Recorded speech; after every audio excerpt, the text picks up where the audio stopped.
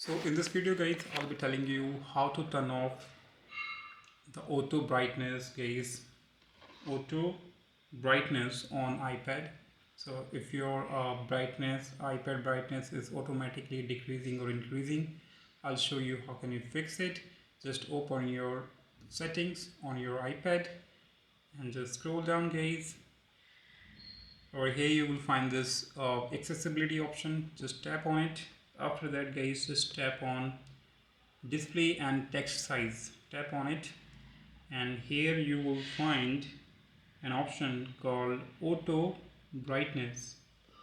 Yeah, is that. So just tap on this toggle to just turn it off. Now your brightness on your iPad won't be decrease or increase automatically. So yep, you can set your brightness from here as per your choice. Hope you like it. Subscribe for more video. Till then, bye bye.